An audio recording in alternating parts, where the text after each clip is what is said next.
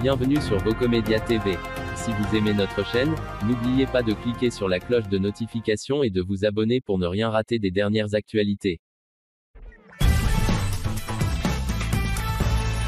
On ne peut pas avoir quelques vagues engagements et uniquement quelques slogans qui claquent dans une campagne. On a aussi été un peu échaudé par le passé par des promesses sans lendemain, des promesses non tenues, quel que soit le ministre ou les candidats. Donc ce qu'il nous faudrait de la part d'Anne Hidalgo, mais de la part de tous les candidats, c'est plus que quelques engagements. Il faut des chiffres précis. Il faut qu'on voit concrètement comment ça va se passer, parce qu'aujourd'hui on est vraiment dans une situation d'urgence. On ne peut pas se contenter de quelques vagues promesses. Voilà, vous avez entendu cette représentante syndicale dire ouais, on a des vagues promesses, on ne sait pas trop. Il faudrait concrètement qu'on nous dise. Oui, c'est cruel parce que même les syndicats de profs n'y croient pas. Or, Anne Hidalgo, elle a voulu cocher toutes les cases de la bonne candidate socialiste. Déclaration de candidature à la télé publique. Hier soir sur France 2, ensuite ce matin une radio publique, France Inter, et ensuite la proposition qui touche son électorat, enfin en tout cas elle pense encore que les profs votent à gauche et socialistes, et donc elle fait une proposition qui va dans leur sens.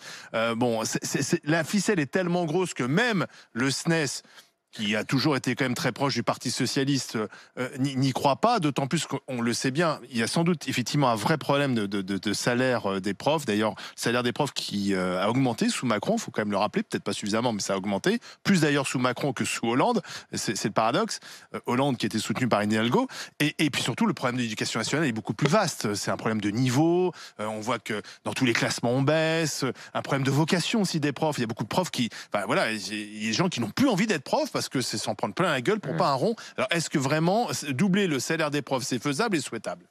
Thomas Porcher. Alors, il faut rappeler déjà une chose, et c'est ce que tu as dit, Olivier, c'est qu'en fait, on est dans le bas de l'échelle en termes de salaire des profs dans les pays de l'OCDE. Donc, il y a effectivement une revalorisation des salaires qui doit être faite à un moment. On ne peut pas rester comme ça. Et même ce que l'on donne aux étudiants par tête est dans le bas de l'échelle des pays de l'OCDE. Honnêtement, il faut reconnaître qu'on a le doublement. Alors là, le doublement. Moi, j'ai pas entendu de cadrage pour voir les milliards que ça allait faire derrière. Et j'ai bien peur que ce soit en fait une promesse qui va être faite.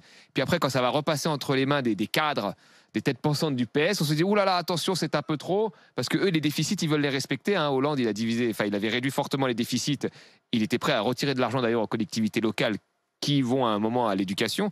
Donc ça ne le dérangeait pas là-dessus. Donc moi, je pense qu'il y a eu cette annonce, puis après, ils vont couper à droite et à gauche pour que ça rentre à peu près, le rond rentre dans le carré, mais c'est pas une proposition sérieuse. Enfin, normalement, c'est pas sérieux. Mais bien sûr que non, mais on peut rattraper des salaires, les augmenter, mais les dire je double comme ça d'un seul coup.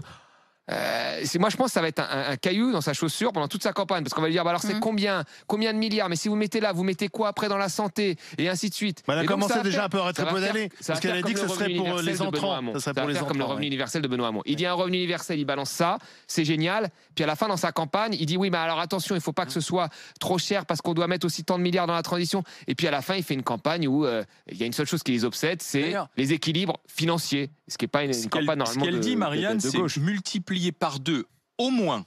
Mais au moins, je te dis. Dans un grand mouvement de revalorisation des salaires, et de doubler le traitement de toutes les personnes au contact. Restez informés en profitant des dernières actualités en format audio, à écouter sans modération chez vous, au bureau ou dans votre voiture. N'hésitez pas à partager cette vidéo avec vos proches ou à laisser des commentaires. Vocomédia TV vous remercie et vous dit à très bientôt.